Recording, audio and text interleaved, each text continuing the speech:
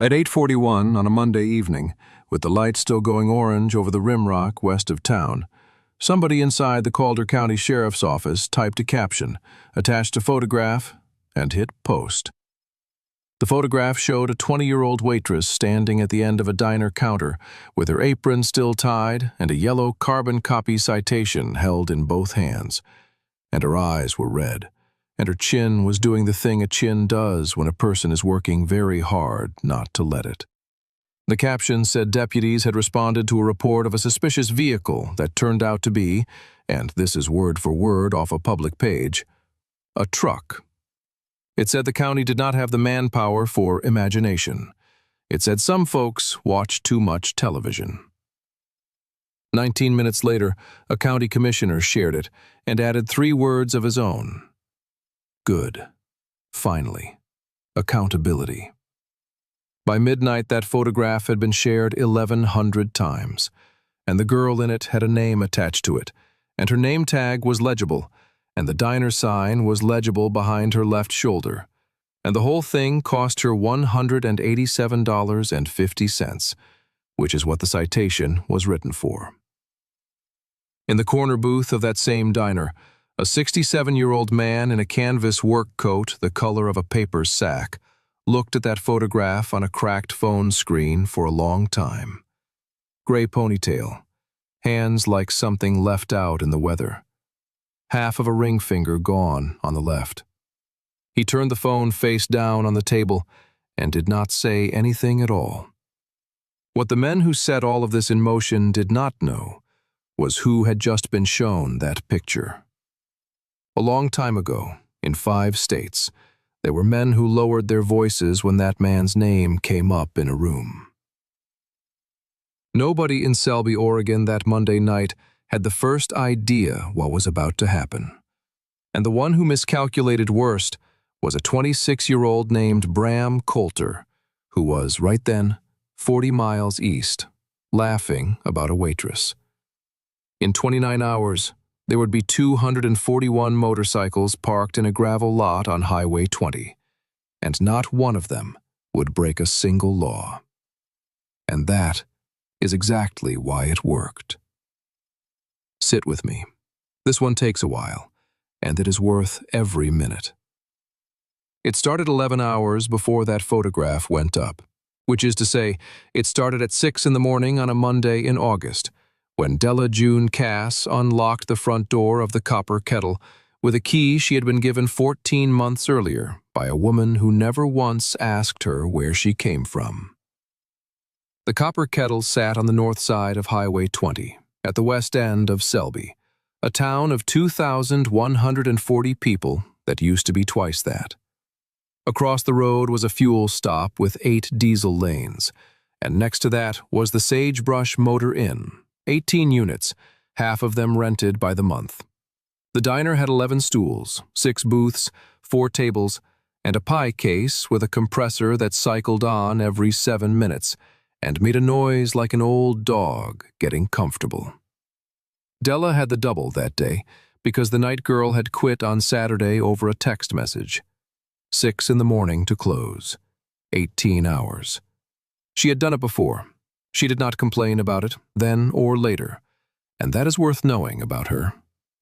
She started the coffee, both pots, and she scraped the flat top, and she put the ketchups in a rack to top off, and at 6:20 the first regulars came in, and by 7 the place smelled the way it had smelled every morning since 1961. Bacon fat, scorched coffee, pine cleaner on the linoleum. There is a kind of smell that is not really a smell at all. It is a promise that the world is still where you left it. And that diner had one. At 7:15, she was standing at the window with the ketchup rack against her hip when a truck went by westbound. White day cab, no company name on the door, no lettering anywhere on it, pulling a refrigerated trailer that did not match. A beat-up cream-colored box with rust blooming under the rivets. The cooling unit on the nose of that trailer was running. She noticed it because it was loud, and because the diesel note of it flattened out the second the rig passed the window. and because she was standing right there with a rack of ketchup bottles in her arms and nothing else to do but look. At 9:40, the same truck went by eastbound. She noticed because of the mismatch. Cream trailer, white tractor, no name. At 11:05, it went by westbound again. And at 1:20 in the afternoon, it went by eastbound one more time. And by then, Della had been on her feet for 7 hours and 20 minutes, and had stopped noticing the truck the way you notice a thing, and started noticing it the way you notice a sound in your house at night. 4 times. Same rig. Same road. 6 hours. Now, out here, a truck going by 4 times is not nothing, but it is not much either. Drivers turn around. Loads get refused. Guys miss a turn and come back for it. Any trucker in this county could give you 9 innocent reasons before his coffee got cold. Della could not have given you one. Because Della was 20 and had never driven anything bigger than a Corolla, and what she had instead of knowledge was the other thing. She had the sense a young woman gets when she has spent part of her life being looked at by people who were not looking at her kindly. She had it from before Selby. She did not talk about before Selby. So at 1:25, she put the coffee pot back on the burner, and she wiped her hands on her apron twice, which was a thing she did, and she walked over to the only table in that building that she believed would take her seriously. Table 9 was the corner booth by the window, and on Mondays it had 4 men in it. 3 of them wore cuts. Merle Dunphy, 61, called Bishop by everyone including his own wife, a heavy man with a white beard who had done 31 years underground and above ground for the State Highway Department, and had the back to show for it. Arno Kessel, 49, called Cricket because of an accident with a screen door in 1988 that nobody would explain. Wade Toomey, 38, quiet, a diesel mechanic, ate the same thing every Monday, 2 eggs over hard and dry wheat toast. And the 4th man wore no cut at all. Canvas coat, gray ponytail, coffee, black, no food, always the same seat facing the door. 67 years old that spring. Della stood at the end of the table with her order pad in her hand and said it fast and barely above a whisper, because she had already decided halfway across the room that she was going to sound stupid. That rig has been circling. It has gone by 4 times since 7:15. It is a white tractor and a cream trailer, and there is no name on any of it. And then she said the part that mattered without knowing it mattered. And the fridge thing on the front is running. Every time. It is loud. Bishop set down his fork. Cricket stopped chewing. Wade Toomey, who had not said 11 words in the diner all year, turned his head and looked out the window at the empty highway, like the truck might still be there. And the old man in the canvas coat said, quiet, the first thing he had said all morning. Running. She said, yes, every time, all 4. The pie case compressor kicked on. That was the only sound in the copper kettle for about 4 seconds. And 4 seconds is a long time in a room with 16 people in it. Then Bishop pulled a napkin out of the dispenser and asked her for the plate. She said she never looked at the plate. He asked her which way it turned at the county road. She said she did not see it turn. He asked her if there was a placard, a number on a diamond, anything on the side, and she said no, nothing. That was the whole thing. There was nothing on it anywhere. He wrote it all down on the napkin in block letters with a pen he borrowed off her apron and never gave back. And then he asked her what time exactly, all 4, and she told him, 7:15, 9:40, 11:05, 1:20. And she was right to the minute because she had been checking the clock over the pass window each time, the way you do when you are trying to prove to yourself that you are not making something up. Bishop looked at the napkin a long moment. Then he said, that is a hair under 2 hours between the first 3 and then a longer one. Cricket said, or it is 2 rigs. Bishop said, "It is not 2 rigs." She said the rust was under the rivets on the left rear. That is a fingerprint. And the old man said, "It is 1 rig, and it is not hauling anything cold." Nobody asked him what he meant, because Bishop already knew, and Cricket already knew, and Wade Toomey had gone the color of skim milk. You do not run a reefer unit on an empty box. Diesel costs money. You do not burn a gallon an hour to chill air. If that unit was running, something in that trailer needed the unit to run. And if it needed cold, there would be a temperature on a bill of lading, and a company name on a door, and a DOT number on a fender, because that is a legitimate load, and legitimate loads are proud of themselves. There was another reason to run a reefer unit on a hot August afternoon in eastern Oregon on a trailer with no name on it. Only one other reason. And every man at table 9 knew it. And the girl standing at the end of the table with her pen gone missing did not. That is the part I want you to hold on to. She saw it. They understood it. 6 hours before anybody else in that county had a clue, 4 men in a corner booth had worked out what that truck was for. And the girl who found it for them still thought she was being silly. Bishop said, "Honey, do you have a phone?" She said yes. He said, "Next time it goes by, you get the plate, and you do not stand in the window to do it. You stand back by the register, and you use the glass on the pie case." Cricket said, "And you do not go out to your car alone tonight." Wade Toomey said nothing at all, but he got up and he walked outside, and he stood in the lot for a minute looking east and then west, and then he came back in and sat down and ate his cold eggs. Della did what most people would do, and what she had been taught by every poster in every school hallway of her whole life. At 1:35 in the afternoon, she called the non-emergency line for the Calder County Sheriff's Office, and she reported a suspicious vehicle. She was on hold for 6 minutes.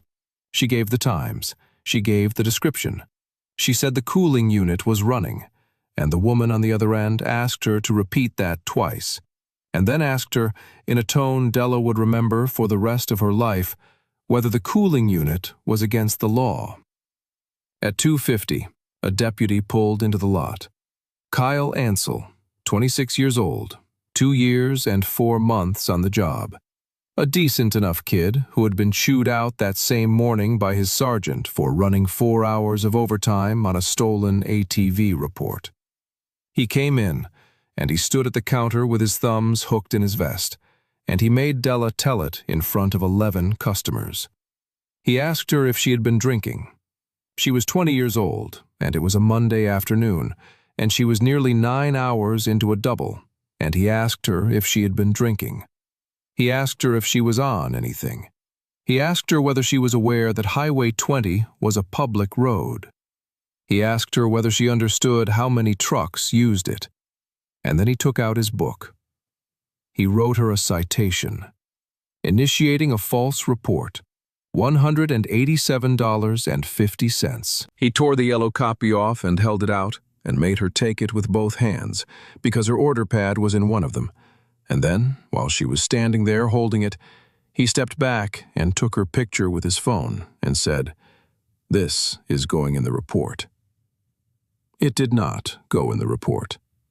It went on a public page at 8:41 that evening, with a caption that had been workshopped by a man named Paul Denbo, who was Sheriff Curtis Yarrow's administrative aide, and who had, on a legal pad in a locked office, one clean, corrosive idea about how you make a county with 4 road deputies look like a county that is on top of things. You do not tell people you are winning. You show them somebody losing. And that is where I have to stop, because that is where everybody wants to skip straight to. And if I let you, you will get the whole thing wrong. You want the part where the old man in the coat stands up. I know. It is coming. And when it comes, it takes about 9 seconds. And if you watch it without knowing who that man was before he sat down in that booth, It is just a bar fight with an old guy in it. And it is not that. It was never that. So we are going to slow all the way down, and I'm going to tell you about a man named Elias Ward Renner. And I need you to be patient with me, because the last 30 seconds of this story do not land unless you understand the 19 years in front of it. Elias Ward Renner was 67 years old, and he opened Renner Radiator and Weld at 5:40 in the morning. And he had opened it at 5:40 in the morning for 19 years. Not 6, not 5:30, 5:40. His wife had asked him once why 5:40, and he had said, because 5:30 is showing off. The shop was a 40 by 60 steel building on a gravel pad on the south side of the highway, 210 yards east of the Copper Kettle, with a roll-up door on the west end and a walk-in door on the north, and an office with a window in it that looked out over the shop floor. He did radiators, mostly, and cores, and he welded whatever a man dragged in on a trailer, and he charged less than he should have, and if you were a rancher in February, he would carry you until August without either of you saying a word about it. He was not a big man. That is important. He was 5'10", and he had gotten thick through the middle the way men do, and his shoulders had that rounded set they get after 60, and if you had passed him in a parking lot, you would have registered a tired, older guy with a ponytail and moved on with your day. Big is a word that gets used wrong. Big he was, in a way that had nothing to do with size. It was in the way he stood still. Most men, when they stand, they are doing about 9 things. They shift, they check their phone, they scratch, they look for somewhere to put their hands. Elias Renner stood the way a piece of equipment sits when the operator has stepped away. Completely at rest, and not restful at all. His hands were the thing people described afterward. Big knuckles, the skin cracked across the back from 40 years of solvent, the tip of the left ring finger gone above the first joint, taken off by a fan clutch in 1997, in a way he found funny and nobody else did. What people who knew him would tell you about those hands is what they had not done in a very long time. That is the only honest way to describe them. Not what they could do, what they had not done since 2003. He talked less than any man in that county. He was not cold about it. He would nod, he would ask after your mother, he would remember that your mother's name was Peg. But he did not fill air. And the thing everybody noticed, and nobody could explain, is that when he did speak, at a table or in a shop bay or standing in a lot, people leaned in without meaning to. Quiet, mostly, but when Elias spoke, the room bent toward him about 2 inches, and half the people doing the bending never once realized they had. He drank his coffee black, and he took the corner booth every evening at 6:10, and Bernice Fay Otto, 71 years old, who had owned the Copper Kettle since her husband died in 1989, had never once written him a ticket for it, because he had never once ordered anything but coffee and pie he did not eat, and because in 2009 he had spent 11 days rebuilding her walk-in cooler for the cost of the compressor. On Mondays, the 3 men in cuts sat with him. They'd been sitting with him on Mondays for years. Nobody in that diner had ever asked why 3 patched members of a club drove in from 3 different directions on a Monday afternoon to sit with an old radiator man who did not wear a cut. It was just a thing that happened in that town, like the mail being late, like the wind coming up at 4. Now, Della June Cass. She came into the Copper Kettle in June of the year before, with everything she owned in a duffel bag in the trunk of a 1998 Corolla with a bad alternator and 194,000 miles on it. She was 19 then. She sat at the counter for 2 hours, nursing a coffee and doing arithmetic on a napkin that was not working out.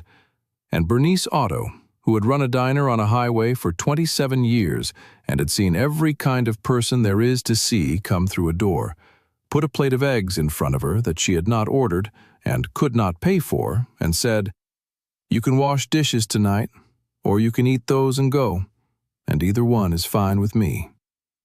Della washed dishes that night, and the next night. On the 4th day, Bernice handed her a uniform in a plastic bag and a key on a bread tie and said, 6 to 2, do not be late, do not steal from me, and I'm not going to ask you what you are running from.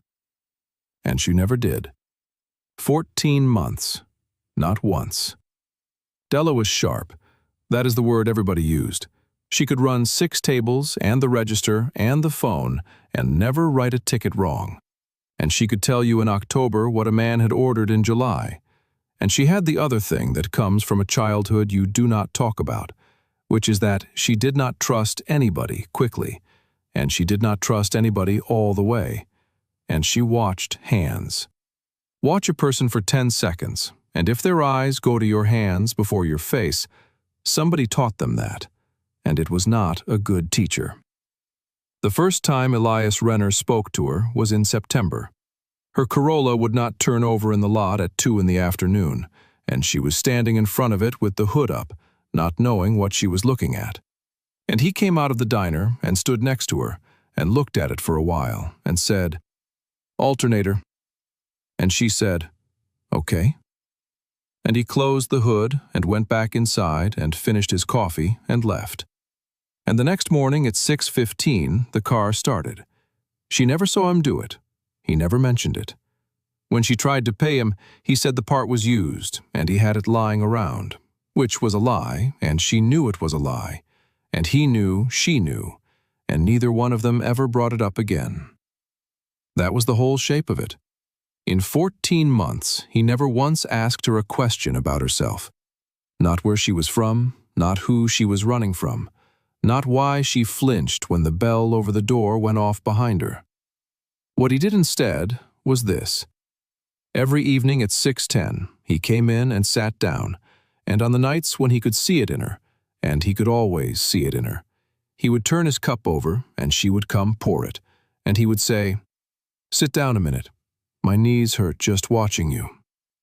And she would sit for 3 minutes in a booth with an old man who did not talk, and then she would get up and go back to work, and she would be all right. He never made her explain a single thing. There are people who will hand you a whole life back and never once ask you to account for the one you had. And he left the same tip every time, exact, and under the saucer, folded once, he left a 10. Every night. Bernice knew, Della knew. Nobody ever said it out loud, in that whole diner, in 14 months. And I want you to understand that this is a real thing that real men in real towns actually do, and that they will go to their graves before they will let you thank them for it. Selby was dying, slow, the way those towns do. The mill shut in 2004 and took 91 jobs. The state rerouted the freight traffic in 2011, and the fuel stop went from 1,200 trucks a week to under 400. The sheriff's department went from 11 road deputies to 4, and then to 4 with 1 on leave. The fuel stop got sold in 2014 to a management company in Arizona that had never sent a human being to look at it. And after that, the night clerk changed every couple of months, and nobody ever learned their names.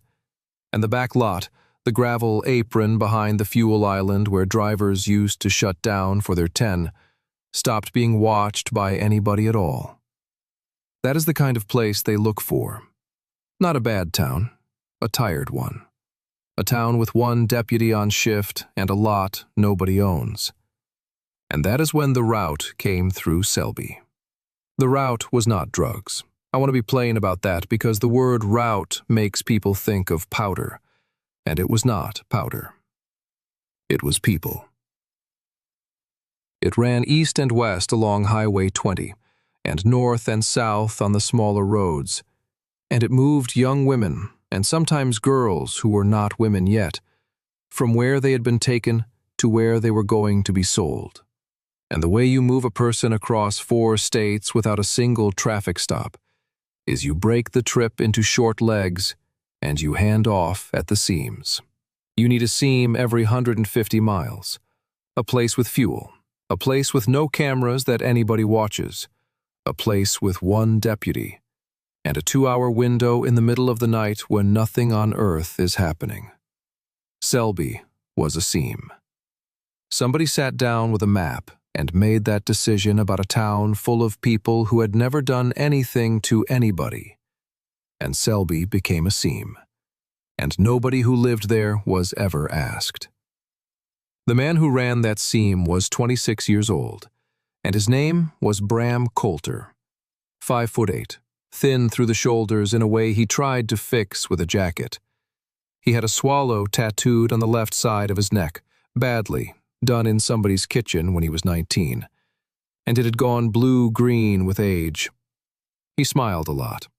It was a good smile, in the mouth, and it never once made it as far as his eyes. And if you watched him long enough, you could see him decide to do it, a quarter second before it happened. I'm going to tell you about his father, because you should have him whole. Ray Coulter drove a truck for 22 years out of a yard in Nampa, and for 19 of those years, he worked under a broker who shorted him on every settlement he ever wrote. Fuel surcharges that vanished, detention time that was never paid, deadhead miles that came off the top. Ray Coulter knew. Ray Coulter knew every single time. And Ray Coulter would come home, and he would sit at the kitchen table with the settlement sheet in front of him, and he would run the numbers with a pencil on the back of an envelope, and he would find the $80 they took. And then he would fold the sheet in half and put it in a drawer and go to bed. Every 2 weeks for 19 years. And his son sat across that table from the time he was 6 years old and watched a man he loved find the theft and then do nothing about it. And something in that kid got welded shut wrong and never came open again. Bram Coulter did not want money. He wanted to never be the man at the kitchen table with the envelope. And so, he built himself a little kingdom out of the only material he had, which was other people's fear. And he built it on fear instead of respect, because fear was faster. Respect takes 10 years. Fear takes an afternoon. That is a real trade, and a lot of young men take it, and almost none of them understand the interest rate. He had 9 men. 2 were his cousins. Denny Pike, 58, drove for him and had driven for other people before him and was 20 years older than anybody else in that crew. The rest were young and mean, the way scared young men get mean. And they did what Bram said because Bram had money and a story about himself. His business model was simple, and it worked everywhere he had tried it. You do not threaten a town. You buy the small silences. $50 a week to a night clerk to not look at a monitor. $200 a month to a lot attendant to leave the back gate chained open. A free tank of fuel to a driver who forgets a plate. And when somebody says no, you do not argue with them. You break something of theirs at 2 in the morning, and you never say a word about it. And then you come back in a week and ask again, and they say yes, and everybody keeps their dignity, technically. Nobody fought it. Fighting it got your windows out, or worse.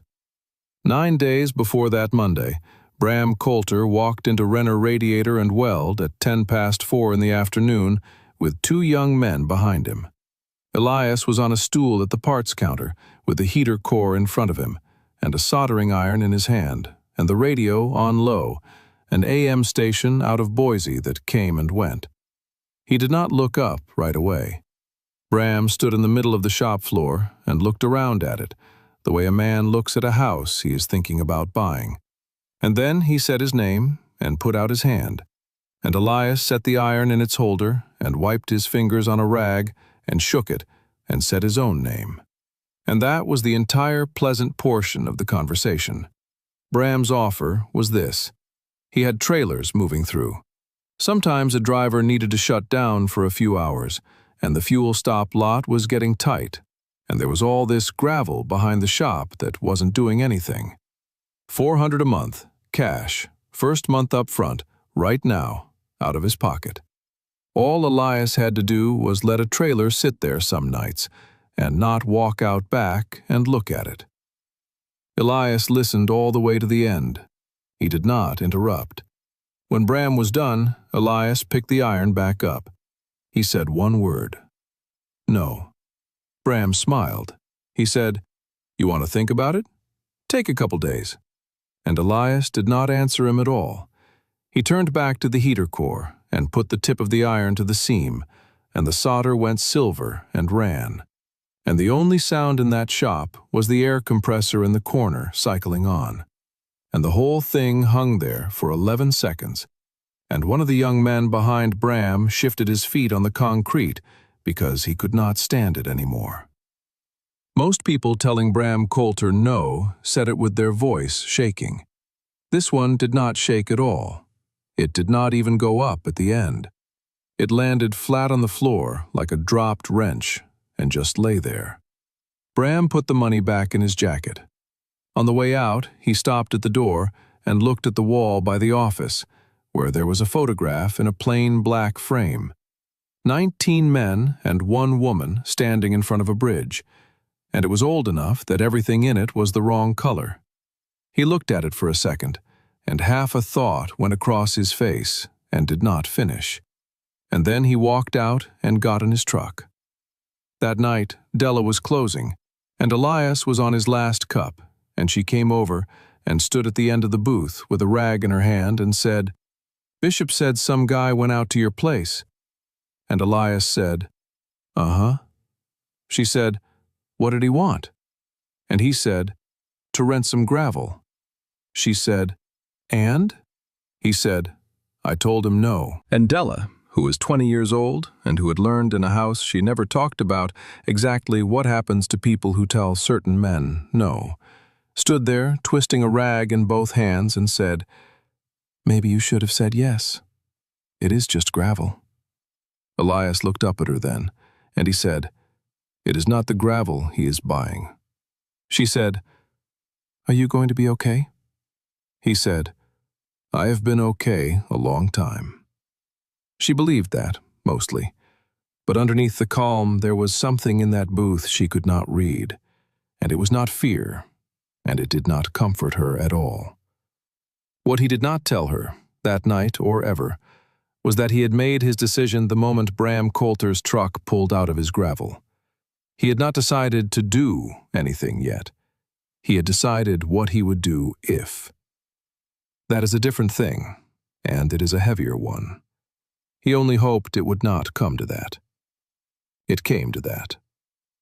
Now I have to give you the rest of him, because everything after this depends on it, and because a man is not a fight. A man is what happened to him, and what he did about it, and what he promised afterward. That photograph on the shop wall, 19 men and 1 woman in front of a bridge, was taken in 1979 outside of Redding, California. He was 30 years old in it, and you would not have picked him out. He is third from the left with his arms folded, and he is not looking at the camera. The woman in the middle of that picture, sitting side saddle on the tank of a shovel head with her boots crossed at the ankle, is June Ann Renner, and she was 27, and she had a laugh you could hear through a closed door. Before the picture, there was a war. He went in at 18, out of a house in Klamath Falls where his father was mean when he drank, and drank most days. And he came back at 22, with 2 tours behind him, and a way of moving through a room that his own mother said made her nervous in her own kitchen. He never talked about the war, not one time. Not to June, not to his daughter, not to Bishop Dunphy across 20 years of Monday coffee. What he would say, on the 2 or 3 occasions in his life when he said anything about it at all, was that he had been good at it, and that being good at it was not the same as it being good for you. He came home and he could not sit still, and he could not work indoors, and he found the club, or the club found him. And for 11 years he wore a patch and rode with men who did not require him to be finished healing in order to be welcome. That is the whole of what the patch was to him. There are people who will tell you every kind of story about clubs, and some of those stories are true, and some of them are sold by the hour on television. And I am not going to tell you Elias Renner spent 11 years handing out blankets. He did not. He was, in that decade, on the short list of men you sent when a situation had gotten past talking. And he was on the short list because of a thing about him that everybody who ever saw it described the same way. He did not warm up, and he did not wind down. There was no ramp. He was completely still, and then the thing was over. But that is not the part that made men lower their voices, and it is not the part that matters here. In 1994, his daughter Nell was 17, and she went to a concert in Sacramento with 2 girls from her school, and she did not come home. The police did what police did in 1994 with a 17-year-old who had a boyfriend her father did not like. They took the report. They said, "Give it 72 hours." They said, "Kids do this."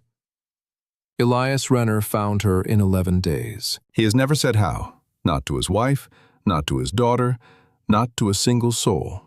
And the men who helped him have all either died or gone quiet.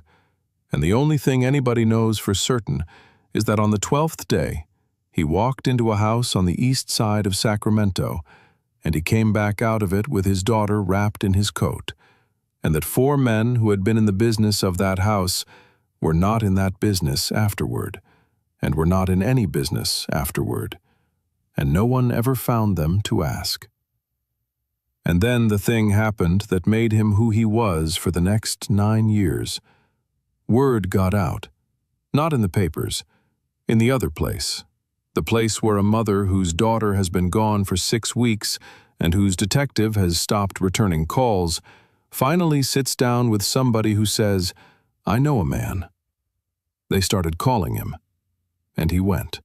For 9 years, Elias Ward Renner went and got other people's daughters. He did it for free, always. He never took $1 for any of it.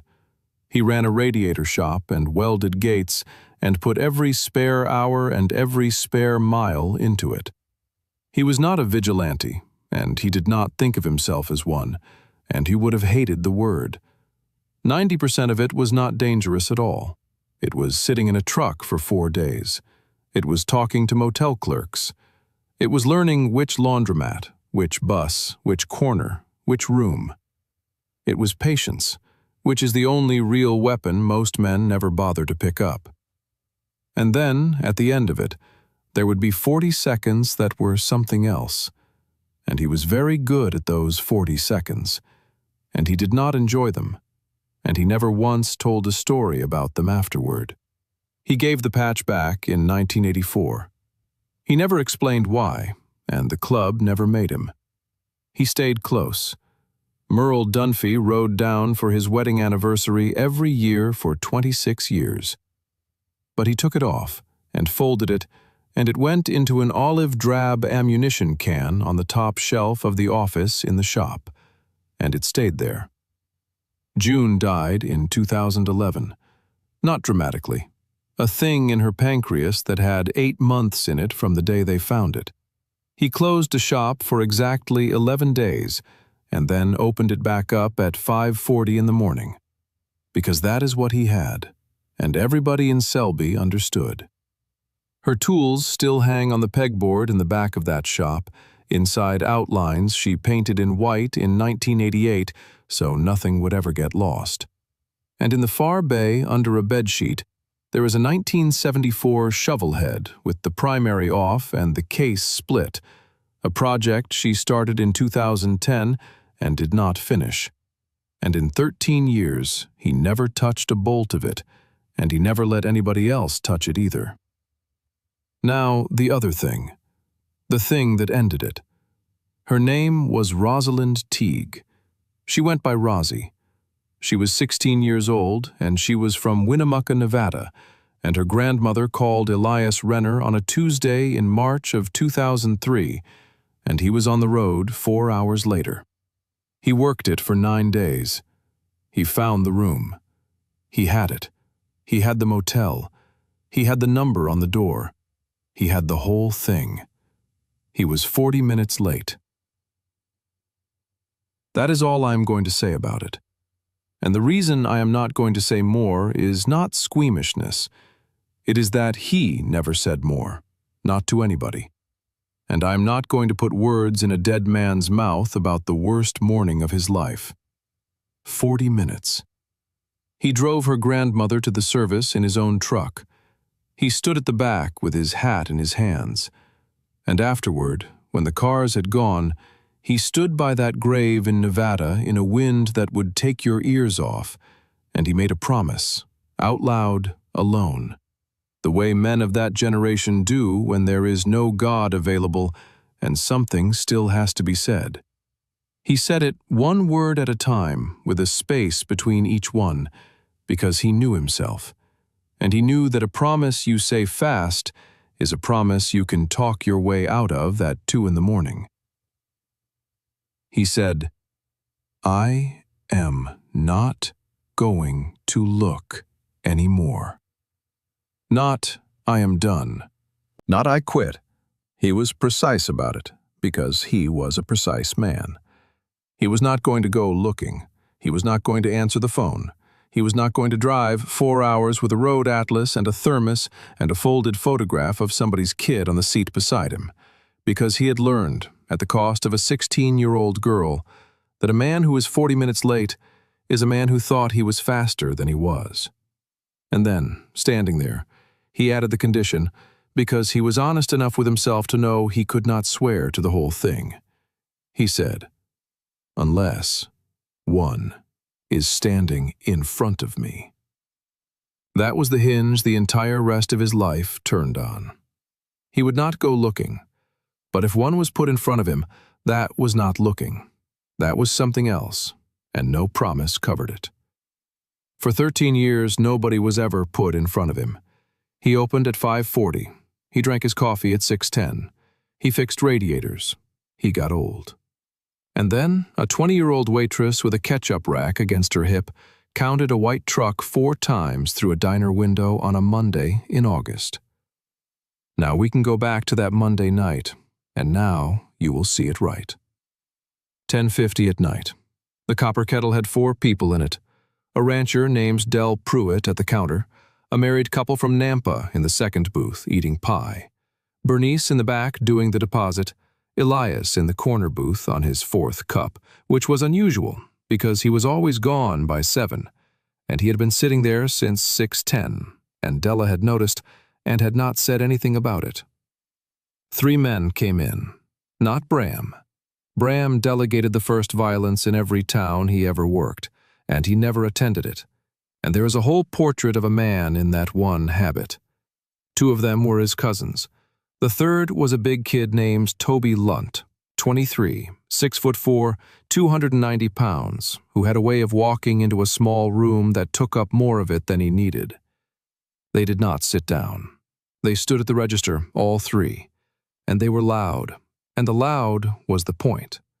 The loud was so that Del Pruitt would look at his plate, and so the couple from Nampa would stop chewing, and so everybody in that building would understand who was in charge of it for the next few minutes. Pure noise, pure theater. It is never about what gets said. It is about establishing in front of witnesses that nobody is going to do anything. They asked about the truck. They asked her, out loud, in front of the room, whether she was the one who called the cops about a truck. One of them had the photograph pulled up on his phone, the county's photograph, her own red eyes, and he turned the phone around and held it up next to her face and said, "Hey, it is her. It is the girl from the internet." And nobody moved. I am going to say that plainly, and I am not going to condemn anybody for it, because it is what happens in almost every room in this country, and it is the reason stories like this one get told. Del Pruitt was 79 and had 2 bad hips. The couple from Nampa had a 4-year-old at home. They were not cowards. They were people, and people freeze. And the freeze is what these men are actually buying with all that noise.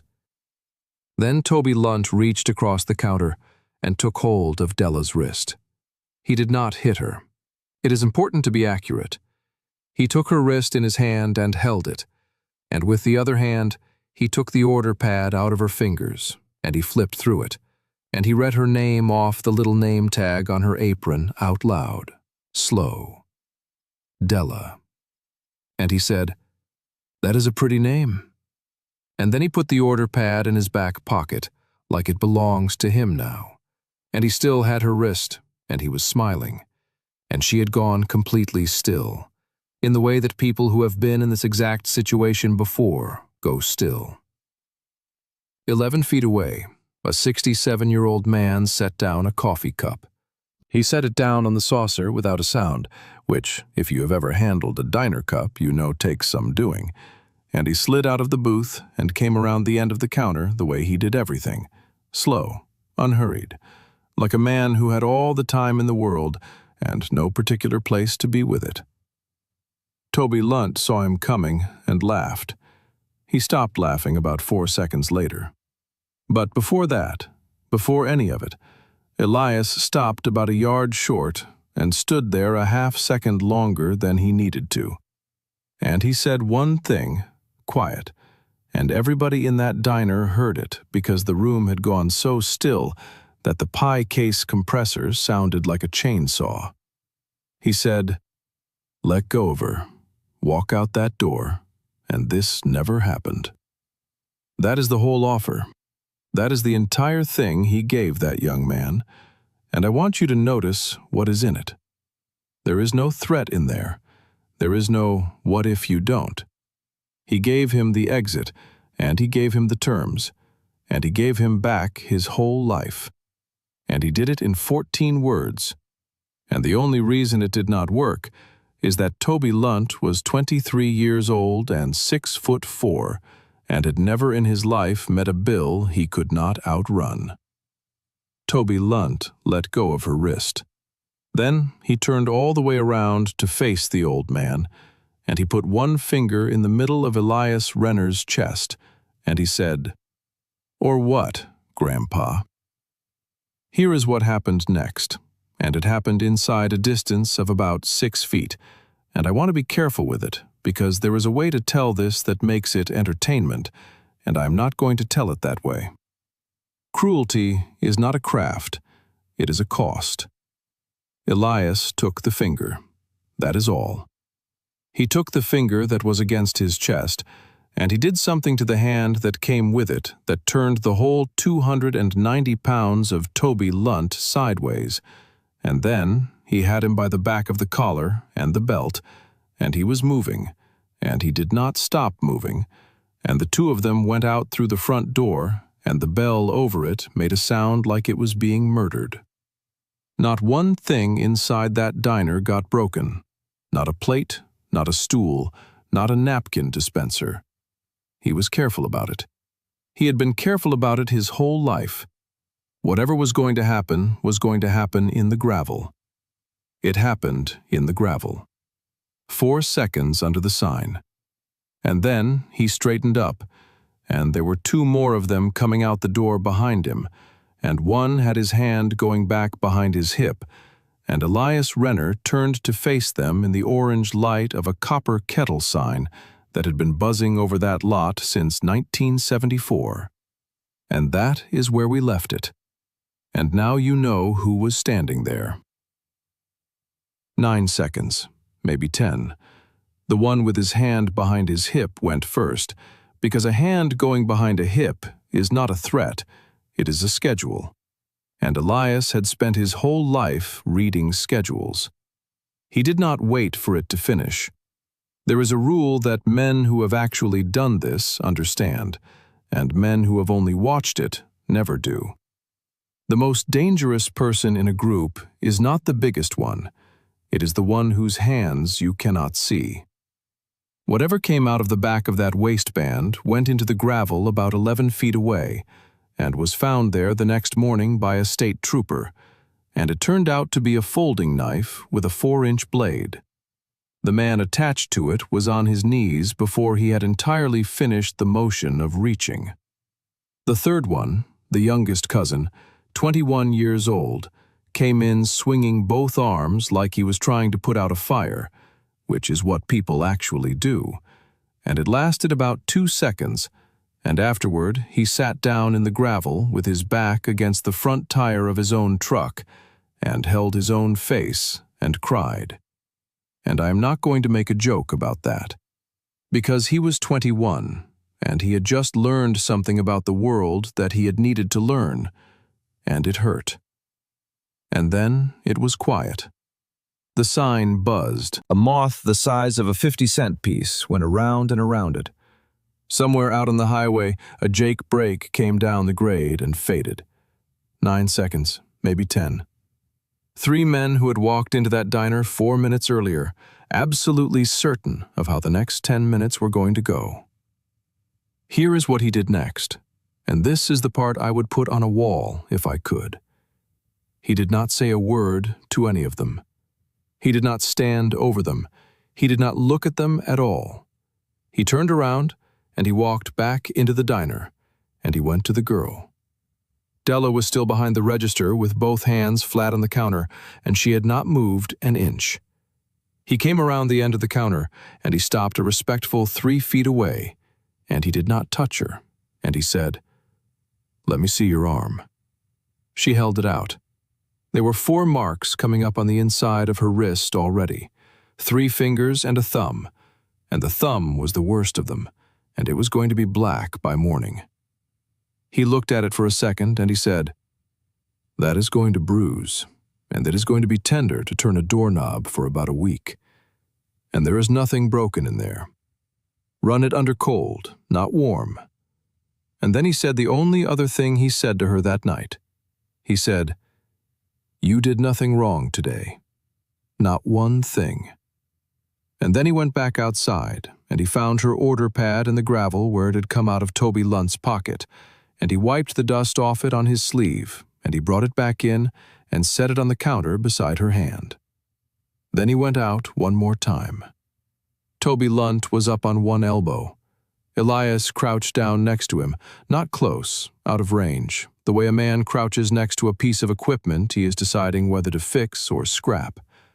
And he said, "When your boss asks you what happened, tell him the shop opens at 5:40.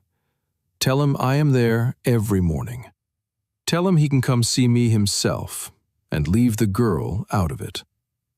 And then he stood up, and his knees made a noise going up that everybody in the lot could hear, and he walked to his truck and drove home.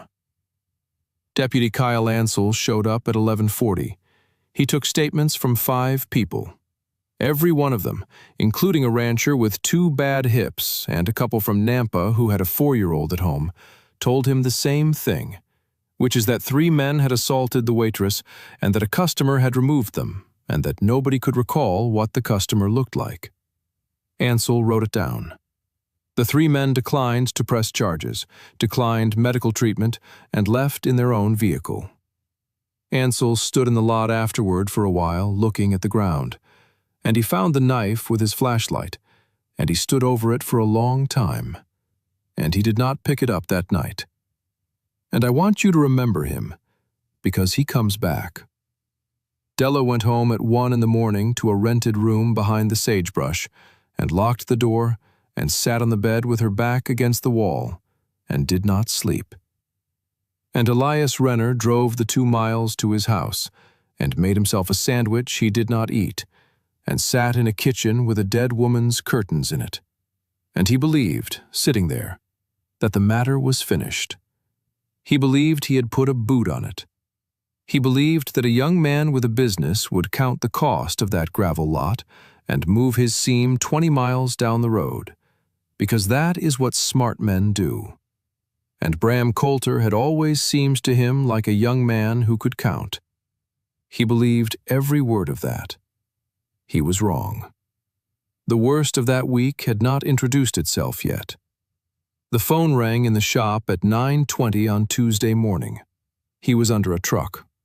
He came out from under it and wiped his hands and picked up the receiver off the wall, the old kind with the cord, because he had never seen a reason to change it. A voice on the other end said his full name. Not Renner, not the shop name. It said, Elias Ward Renner, like a man reading it off a page. He said, speaking. And then the voice said something that made him set the shop rag down on the counter slower than he had set anything down all day. The voice said, "This is a courtesy, and you will not get another one. There is a load moving through your county tomorrow morning, and it cannot be late, and it cannot be rerouted. Whatever happened last night is a local matter, and I do not care about it. But the girl is a witness, and there is a photograph of her face on a government page with her name on it, and my people are going to solve that. And if you are standing anywhere near it when they do, that is your decision, and not mine." And Elias said, "What is your name?" And the voice said, "No," and hung up. Now, I have to take you 40 miles east, because you need to see what happened in that room, and because the man who is about to do the most damage in this story does it by opening his mouth. Bram Coulter had a house outside of Merrow Butte, on 11 acres, with a shop building on it bigger than the house. Tuesday morning, 9:40. Toby Lunt was sitting on a folding chair with a bag of frozen corn against the side of his own head. The young cousin had a broken orbital and was at his mother's. The other cousin had 2 fingers taped together and a splint on his wrist, and had not spoken since the drive home.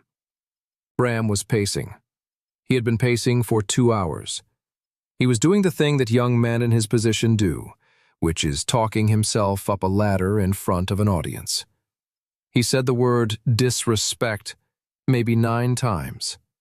He said, "In a town like that, if it gets out, if one old man in a town like that," and he never finished any of those sentences because none of them had an end that he liked. Denny Pike was sitting on an upturned bucket by the roll-up door with a cup of gas station coffee and had not said one word all morning. 58 years old, 2 decades older than everybody in that building. He had driven for a lot of people, and he had made a career out of not asking questions. And the reason he was 58 and still walking around is that he had also made a career out of knowing exactly when to start asking them. He said, "Toby." Toby said, "What?" Denny Pike said, "Describe him." Toby said, "I do not know, man. He was old." Denny said, "No. Describe him." And Toby Lunt, who had a concussion and a lip you could see through, and a great deal of pride, said, "Gray hair, long, tied back, big hands, canvas coat, and he was," Toby said. And then he stopped, and he had to start over, and he said, "He was not in a hurry." That was the part. He was not in a hurry the whole time. Denny Pike said, "Was there anything wrong with his left hand?" The whole room turned to look at him.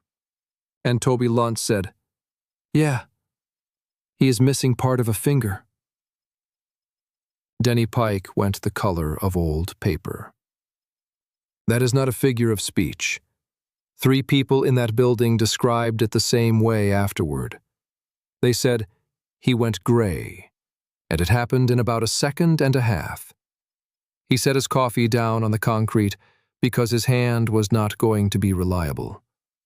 Then he took his cap off and turned it over in his hands twice, looking into it like there was something written in there. And he said, "Does he go by Ward?" Nobody answered him.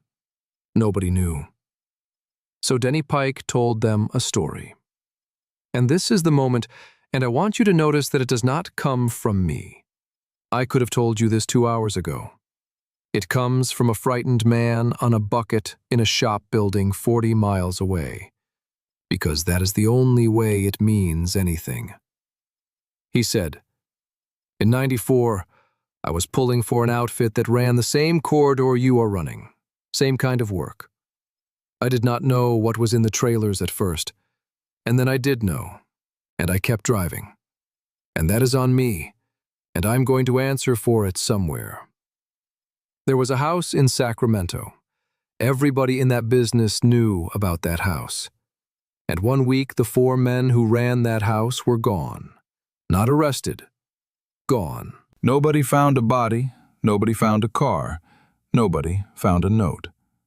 And inside of about 6 weeks after that, 3 more crews on that corridor quit, and one of them was making $400,000 a year and just walked away from it and moved to Arkansas. He said, and there was a name that went around, and it was not even a real name, it was a middle name, and I heard it from 4 different people in 3 states over about 10 years, and every single one of them said the exact same 2 things about him. They said, "He does not talk," and they said, "He does not stop." Then Denny Pike put his cap back on and said the sentence that broke that room in half. He said, and the other thing they always said was that he had people. One of the young ones said, "What people?" And Denny Pike said, "I do not know." And that was worse than a number. If he had said 40, they could have counted 40. I do not know is a room with no walls in it. Bram Coulter stood in the middle of his own shop and did the arithmetic that any smart man would do, and any smart man would have gotten the same answer, which is that 400 a month of gravel is not worth this, that the seam moves to ledger, that you eat the loss and you drive on. And then he did not do that. Because of a kitchen table in Nampa, because of a man with a pencil and an envelope who found the $80 every 2 weeks for 19 years and folded the sheet in half and went to bed. Bram Coulter had built his entire self out of not being that. And here was a bill. And if he walked away from this one, then the next time somebody in this business heard his name, they would hear it with a little hitch in front of it. And in his line of work, a hitch in front of your name is the end of your income. He said, out loud, in front of 6 people, "We are not moving anything." And just like that, the whole shape of the week changed. It stopped being a shakedown. It became a cleanup. Because here is the thing he said next, and it is the thing that puts a clock on everything. And it is the reason the state of Oregon later charged him the way it charged him. He said, "The girl called the county. It is on a recording. Her face is on a government page with her name under it. When this load goes through tomorrow, and it goes through fine, and next month, and the month after that, she is a witness with a date and a description, and she is going to be a witness for the rest of her life." So, 2 things at once. The load came through regardless. It was already moving. It had left Winnemucca Monday night, and it was scheduled into the Selby Fuel Island at 2:10 Wednesday morning for a driver swap and a trailer handoff. And it could not be stopped, and it could not be delayed, because the people who owned it were not the kind of people you call to reschedule. And Bram Coulter sent 6 men to Selby to take care of the loose end. 6 men, 2 trucks. And what they carried, which the state police later inventoried and read out in a courtroom, was 2 axe handles, a length of chain, a can of gas, a 9mm pistol registered to Bram Coulter's dead uncle, and 40 feet of nylon rope. Denny Pike quit that afternoon. He got in his own truck and he drove to his sister's house in Vail, and he sat in her driveway for 4 hours without going inside. Remember him, too. Now, back in Selby that same Tuesday, a 67-year-old man was doing something that nobody knew about until a federal prosecutor put it up on a screen 3 years later.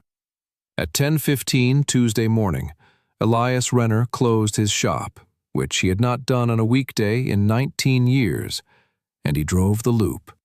He drove west on 20 to the county road, and he turned north, and he went 11 miles up to the crossroads, and he came back east on the old grade, and he came down into Selby and past the diner, and he looked at his watch. 22 minutes. He did it again. 22 minutes. He did it a third time, in the other direction. 22 minutes. Then he drove to the sheriff's substation in Selby, which is one room in a building that is also the water district, and he sat in his truck across the street from it from 11:40 until 2:10, and he wrote down on the back of a parts invoice every time a marked unit left and came back. And what he found was that on a weekday, with one deputy covering the west half of Calder County, the average time that unit was out of Selby was 51 minutes, and the longest was an hour and 23 minutes, and the shortest was 19. A rig going by 4 times in 6 hours is not lost. A rig going by 4 times in 6 hours is a man with a stopwatch, learning how long he has got. And then Elias went home and sat at his kitchen table with the parts invoice and a pencil, and he did the last piece of it. And this is where it stops being interesting and starts being unbearable. Monday's 4 passes were a rehearsal. They were not the load. The load was still 200 miles south on Monday morning. The reefer unit was running because the trailer was not empty on Monday either. He sat in that kitchen for a long time. The clock over the stove was one his wife had bought at a yard sale in 1994, and it ticked loud enough that he had stopped hearing it years ago, and he heard it that afternoon. And then Elias Ward Renner made one phone call, and he was on that phone for 4 minutes, and I am not going to tell you yet what he said. He hung it up and he went out to the shop and he opened at 4 in the afternoon, and he worked until dark like it was any other Tuesday. Tuesday evening, 6:10. He came into the copper kettle and he did not sit in the booth. He stood just inside the door with his hat in his hand, which nobody had ever seen him do. And Bernice Fay Otto took one look at him across her own diner and went to the register and started closing out the drawer at 6:18 in the evening, nearly 6 hours early, without asking him a single question. 27 years on a highway. She did not need a briefing. He said, "Bernice, I would send everybody home." She said, "Tonight and tomorrow?" He said, "Tonight, and do not open in the morning." There were 9 people in that diner. Del Pruitt, 2 drivers, a family of 4 passing through. Della. And Bernice went from table to table and told them, quietly, that the kitchen had a gas smell and she was sorry, and she comped every check. And inside of 11 minutes, the copper kettle was empty for the first time on a Tuesday since 1998. Then it was the 3 of them. Elias said, "Della, I want you to go to Boise tonight. My daughter is expecting you. She has got a room made up, and she is not going to ask you anything." And Della June Cass, 20 years old, 5'3", with a black thumbprint on the inside of her left wrist, said no. He said, "This is not a discussion." She said, "Then it is not a discussion, and I am still not going." And he said, "Why?" And she said, "Because if I go, then it worked. Then everything that has ever happened to me worked, one more time." And then she said the thing that put it out of his hands. She said, "And because you are not going." He looked at her for a while. Bernice was standing at the register with the deposit bag in both hands, not moving. The pie case compressor cycled on. He said, "All right. Then you are coming with me, and you are not leaving my sight." Here is the part that gets left out of every version of this story anybody tells in that county, and it is my favorite part. The reason he wanted her gone was not that he thought he would lose. You need to understand that about him, or you will read him wrong. He was afraid of exactly one thing that week, and it was not 6 men with axe handles. He did not want her to watch him become that man again. Not out of fear for himself, out of something else entirely. She had spent 14 months learning, in a diner in a dying town, that there is such a thing as an old man who will fix your alternator and never mention it. That was worth something. That was, in his accounting, worth more than his own safety. And he did not want to trade it, and he knew that if she stood in that shop and watched him work, she would keep both pictures for the rest of her life. And he was not sure the good one survives that. They drove to the shop at 8:40. He put her in the office, which had a window over the shop floor, and a door with a deadbolt he installed himself, and a second door out the back of the building into the gravel. And then he went up on a step stool and took down an olive-drab ammunition can from the top shelf and set it on the desk and opened it with 2 hands. Inside was a vest, folded the way you fold a flag, in thirds and then over. Cut-off sleeves, worn through at the shoulder seams. The leather had gone the color leather goes when it has been in weather for a decade and then in a box for 32 years. And it smelled like a saddle and like something underneath that. He lifted it out with both hands. He did not shake it open. He held it a second, and then he set it on the desk in front of her, and on top of it he laid a photograph. 19 men and 1 woman in front of a bridge, and a small brass thing on a chain that she could not see clearly. He did not explain it. He did not need to. Della had grown up in this country, and she knew what red and white on a piece of leather meant, the way she knew what a badge meant, which is to say, she did not know the details, and she knew the shape of it exactly. She put one hand over her mouth.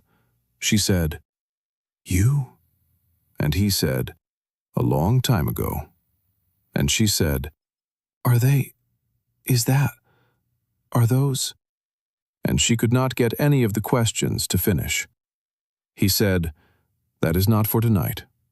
That is so that if somebody comes through that door and I am on the floor, you show them that, and you say my name, and then you do whatever they tell you to do without arguing about it." And she said, "And if nobody comes?" And he said, "Then you go out that back door, and you go west along the ditch, and you do not stop until you are at the highway, and there is a state truck weigh station 4 miles down, and it is manned all night." He walked the shop with her once, so she would know the exits. West, roll-up door. North, walk-in door.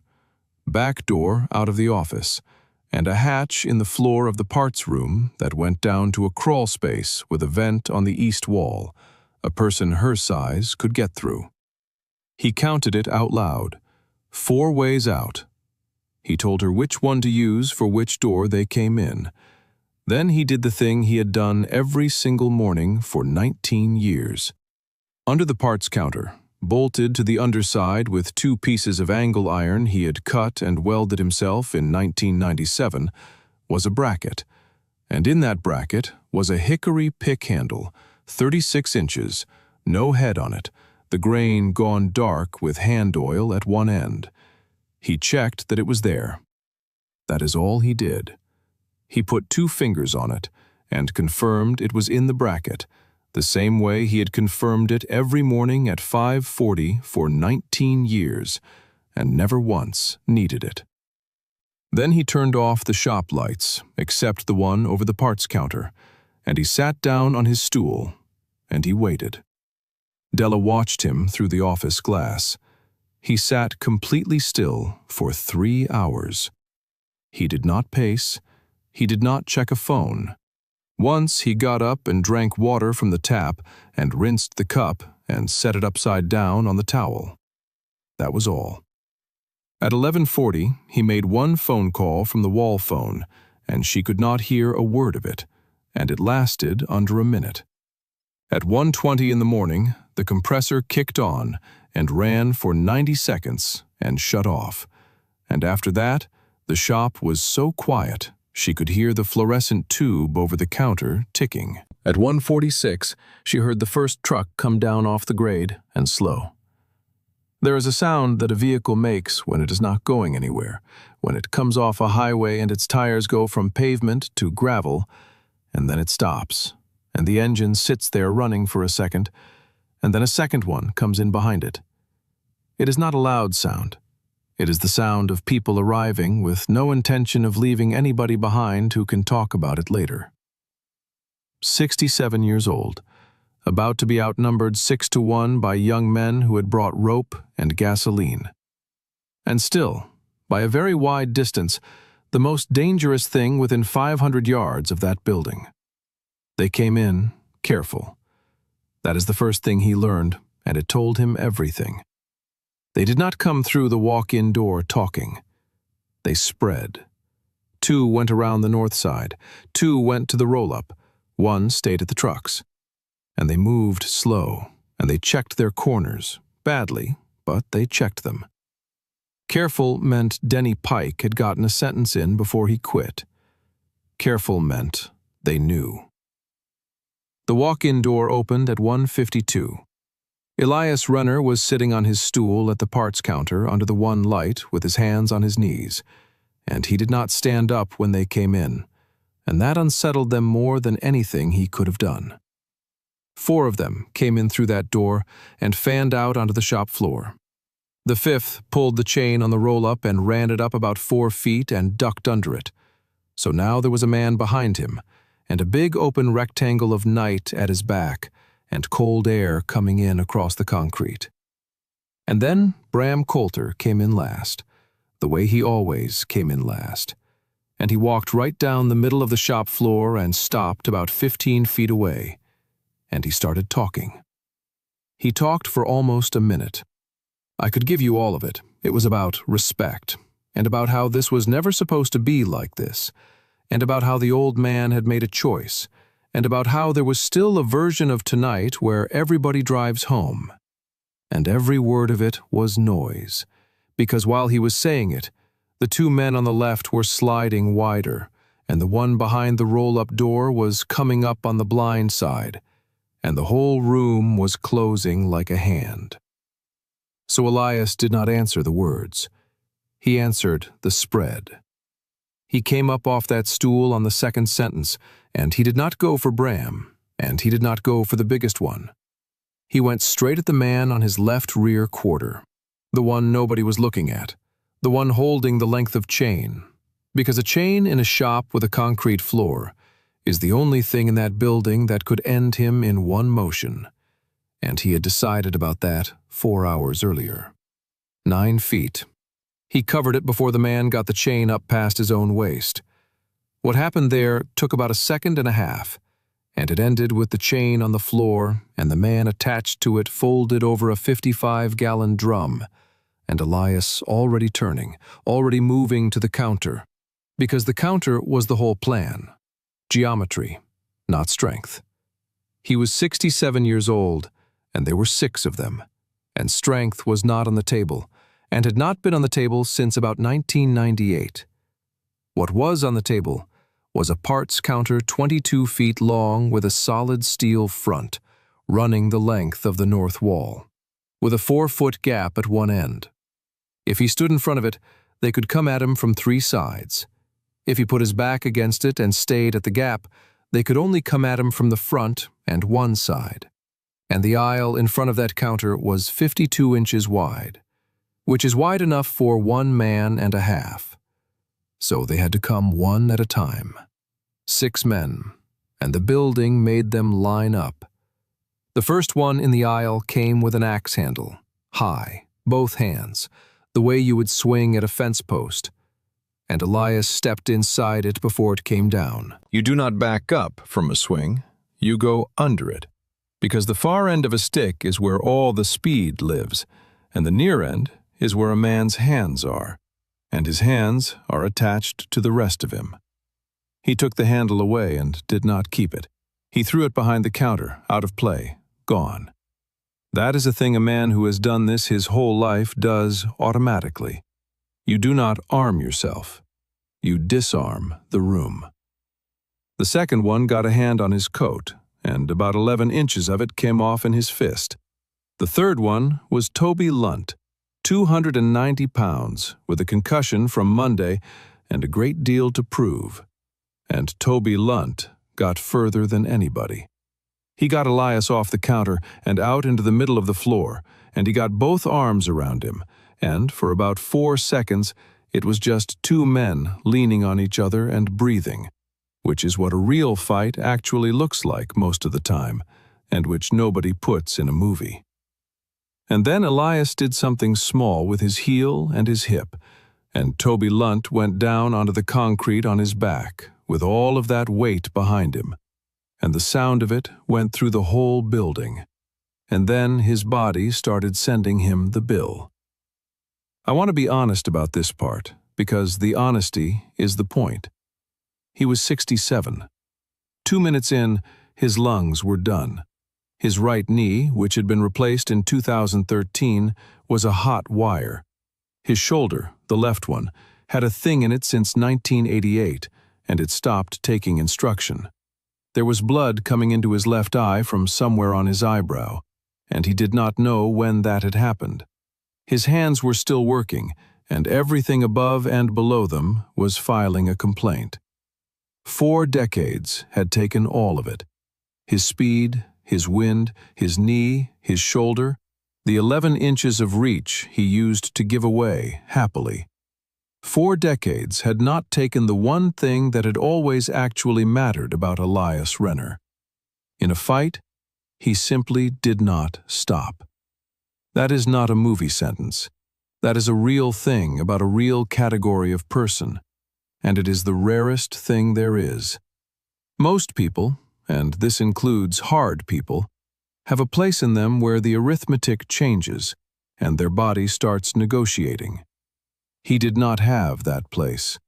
It had either been left out at the factory or taken out of him at 19 in a country he never named. He got hit and he came forward.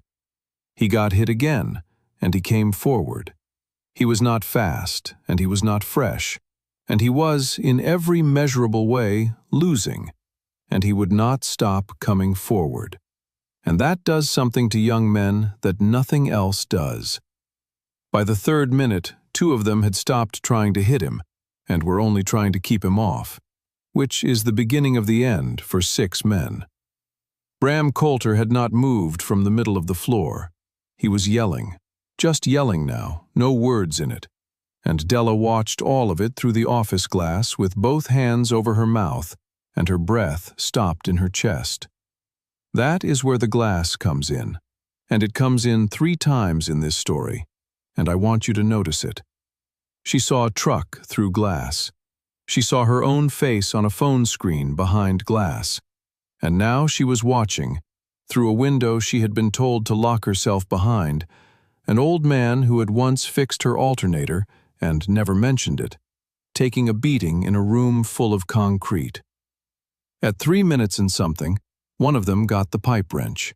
It was an 18-inch rigid off the bench by the press, 7 pounds of it, and the young man who picked it up did not swing it like a weapon, because he did not know how. He swung it like a man throwing something, and it came across and caught Elias Renner across the lower left ribs. 2 of them broke, the 9th and the 10th. That is in a hospital record. For one long, terrible second, the whole shop tilted sideways in front of his eyes. The floor came up on a diagonal. The light over the parts counter smeared out sideways into a long, white line, and his left leg quit taking his weight, and he went down onto one knee on the concrete with one hand flat on the floor. Every man left standing in that building believed they were about to watch him go down for good. So did he. He did not go down. I have thought about that a lot.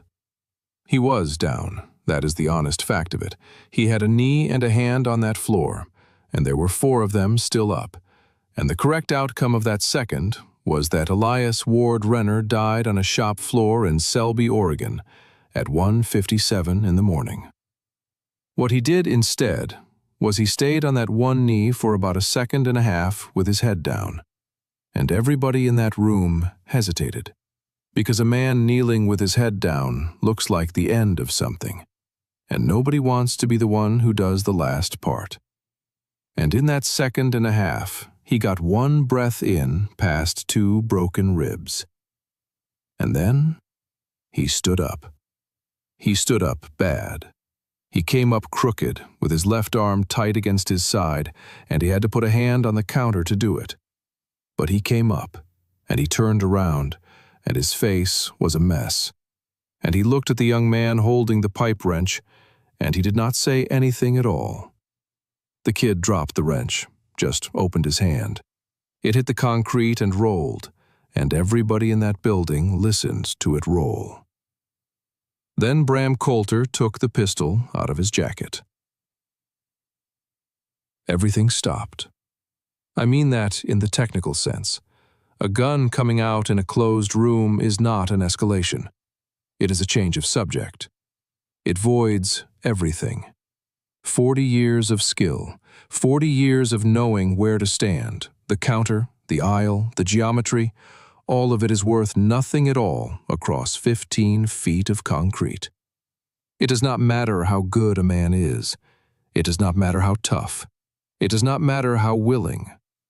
The shop went completely silent. And I mean the kind of silent where you can hear a man's jacket move when he breathes. The air compressor cycled on. That is the only sound there was for 11 seconds. A 3-horsepower compressor in the corner of a shop building filling a tank. And 6 young men and 1 old one standing in a room listening to it like it was going to tell them what to do. Bram Coulter had the pistol out in front of him in both hands, and both hands were shaking. Not a tremble, shaking, visibly, from 15 feet. And everybody could see it. And the worst part was that he could see them seeing it. Because here is the truth about that young man that he had spent 6 years and 1 whole invented personality trying to hide. He had never crossed this line.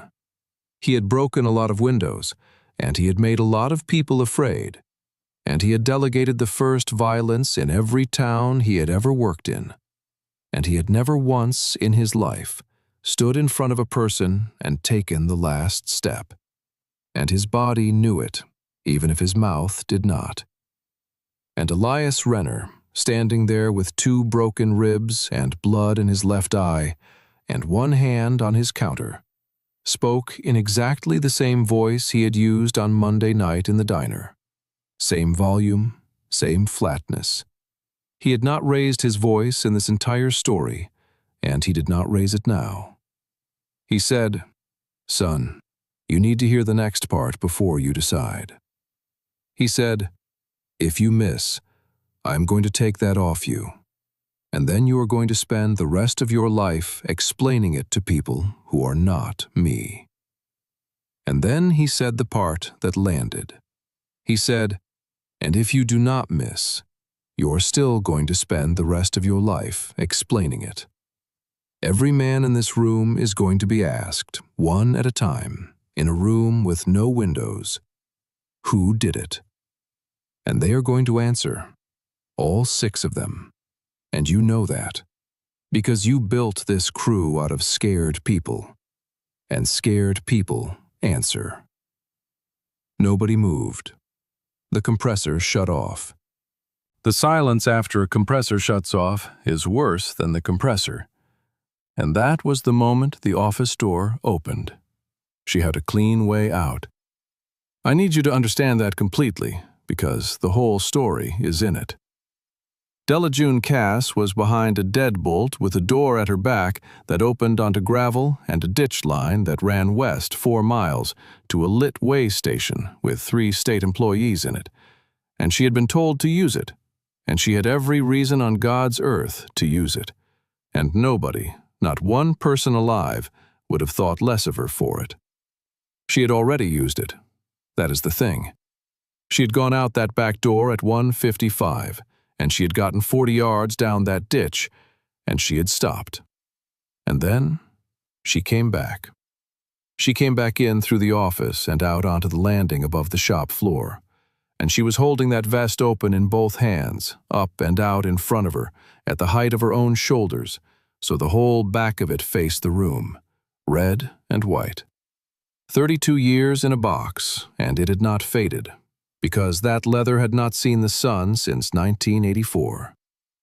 6 young men turned around and looked at it, and Della June Cass, 20 years old, 98 pounds, soaking wet, with a black thumbprint on her wrist and her voice absolutely steady, said the following.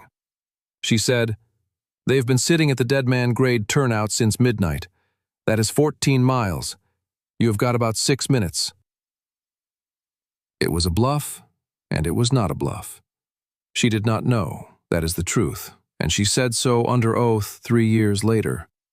She had heard him make a phone call at 11:40, and she had not heard one word of it, and she had put together the ammunition can and the 4-minute call and 100 small things, and she had made a leap in a ditch in the dark and come back to make it out loud. And the 6 men in that shop could not check it. That is the whole mechanism. They could not check it, and there was a piece of leather in front of them that meant a specific thing in this country. And there was an old man standing in front of a counter who should have been dead 10 minutes ago and was not. And there was a 58-year-old driver who had quit that afternoon and told them all the same story. And the story ended with the words, "He had people." You could watch the math land in real time. It went around that room man by man, and it was not brave and it was not cowardly. It was just arithmetic. And it failed for every single one of them at the same time. And then, out on Highway 20, 4 miles east, up on the grade, somebody heard it before anybody saw it. It is a sound you either know or you do not. It is not one engine. It is a lot of engines a long way off. And at distance, it does not sound like motorcycles at all. It sounds like weather. It sounds like a front coming in. It gets into the metal of a building before it gets into your ears, and every man in that shop felt the roll-up door start to hum in its track about a full second before any of them understood what they were listening to. 2 of them ran, straight out under the roll-up door and into the dark, on foot, and they left their own trucks sitting there. Bram Coulter did not run, given that much. He stood in the middle of his own catastrophe with a pistol in 2 shaking hands and a swallow tattoo on his neck. And he looked at that old man, and something went through his face that was not fear. It was understanding. And I want to give him that, because his defeat should cost you something or it does not mean anything.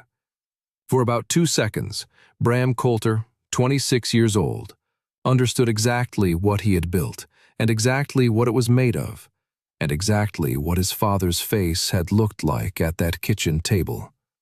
And he understood that he had spent his whole life running from a man who folded a piece of paper in half, and had ended up somewhere immeasurably worse. The pistol came down first, slow, like the weight of it had finally won an argument his arm had been losing for 4 minutes. Elias Renner walked across that floor. It took him a while. He was not walking well. He came right up to that young man, and he did not knock it out of his hand, and he did not twist it away. He put his hand on it, and took it. And Bram Coulter let him. That is the last physical act of this entire story, and it is not a blow. It is a permission. He opened his fingers and let an old man take a pistol out of his hand. And then he sat down on the concrete floor of a radiator shop and put his head in his hands. It was over. Truly over this time. Elias dropped a magazine into his palm and worked the slide and caught the round out of the chamber and set all 3 pieces on the parts counter in a row, about 4 inches apart, which is a very specific habit that a certain kind of man has. And then he turned around and looked for the girl. She was standing on the landing, still holding the vest up, and she had not moved, and she had not lowered her arms. And he said, "Honey, you can put that down now." Out on the highway, they came. 241 motorcycles. They came down off the grade in twos, and they filled that gravel lot across the road at the fuel stop, and then the overflow lot, and then the shoulder on both sides. And they parked. And one by one, every one of those engines shut off, and inside of about 4 minutes, the loudest thing on Highway 20 was the wind. Now, I have to tell you how there came to be 241, because it is the best irony in this whole story, and neither Bram Coulter nor Sheriff Curtis Yarrow ever fully understood it. It was the photograph. That post went up Monday at 8:41 to make a 20-year-old girl into an example. By Tuesday morning, it had been shared 4,000 times. By Tuesday afternoon, it had been shared 19,000 times. And it had gotten completely away from Calder County. And it had gotten into the part of the internet where men who ride motorcycles look at things. And a whole lot of those men have daughters. And a whole lot of them had spent their lives being told by somebody in a uniform that they were the problem. And somewhere in Spokane, a man recognized the sign behind her left shoulder. The call Elias Renner made at 3:30 on Tuesday afternoon was to a 52-year-old man named Gil Prasser, and it lasted 4 minutes. And what he said in it, according to Prasser on the stand, was 11 sentences long and did not contain one request. He described a truck. He described a reefer unit running on an unmarked trailer. He described 4 passes and a 22-minute loop and a 51-minute response time. And then he said, "There is a girl in the middle of it, and I am not going to be enough by myself, and I am not asking anybody to come, and I am telling you what is here." Gil Prasser hung up that phone and made 11 calls of his own, and by 9 that night, the number was over 100, and by midnight, it was what it was. And they staged 14 miles east at the Dead Man Grade turnout, because a lot of bikes sitting in a lot for 6 hours in a small town is a thing people call the police about. And here is the part that matters more than the number. They had one rule, and Gil Prasser gave it at the turnout at 11:40 at night, standing on the running board of a chase truck. And every man and woman there followed it to the letter. The rule was this: nobody crosses the white line. Nobody blocks a lane. Nobody blocks a pump. Nobody blocks a door. You park where a vehicle is allowed to park. You keep your hands out of your pockets. You do not touch one single thing that is not yours. And when the law gets here, you say, "Good evening," and you give them your license, and you do exactly what they ask, exactly as they ask it.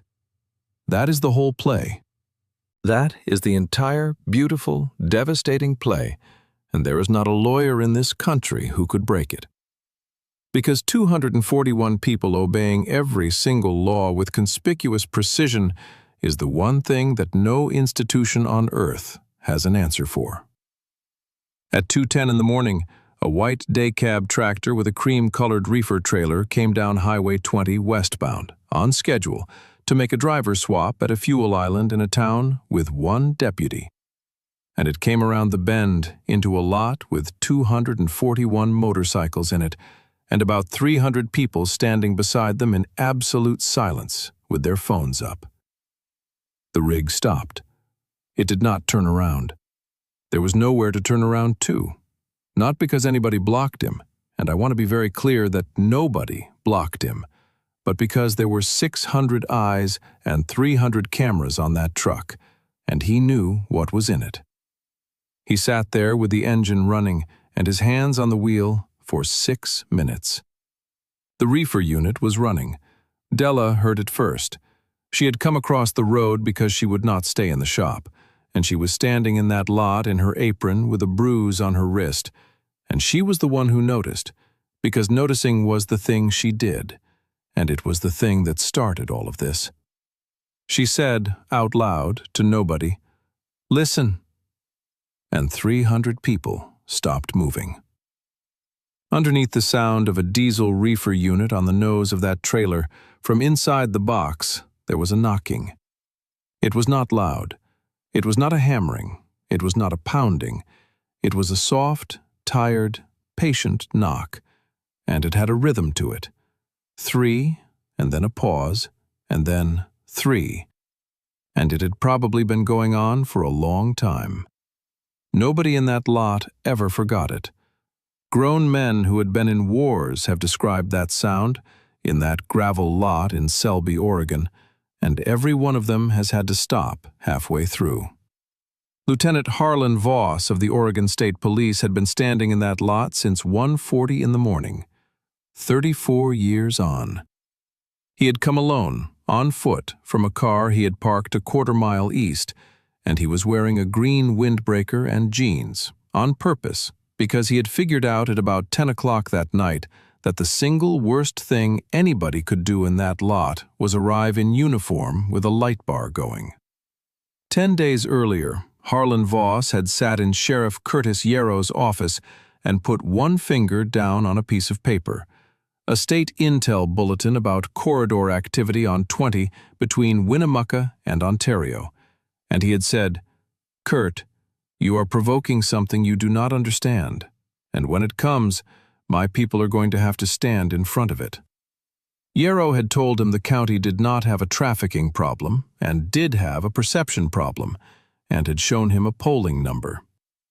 Harlan Voss walked up to the driver's door of that truck by himself, with his hands empty and at his sides, and asked the driver to step down.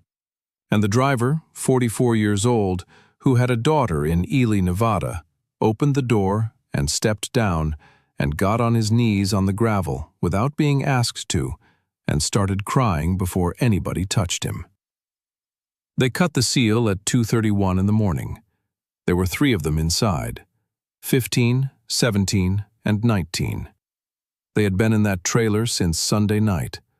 The reefer unit was running because a sealed 48-foot aluminum box in August in Nevada will kill a person in 6 hours, and it was the only mercy anybody in that whole operation had extended to them. And it was not mercy. It was inventory management. Nobody cheered. Somebody put a coat over the first one. The ambulance out of Ledger took 26 minutes to get there, and a second one came out of Vail and took 50. And when the last set of ambulance doors closed and that unit pulled out onto Highway 20 westbound, 241 engines started at the same time. Not a rev, nobody twisted a throttle. They just started, all at once. And then they idled. And it was not a roar, it was something bigger and lower than a roar. And everybody who was there says the same thing, which is that it did not sound like celebration at all. It sounded like something that had been made to hold still for a very long time, finally being allowed to move. They left the way people leave a funeral, quiet, careful, in small groups, nobody looking back.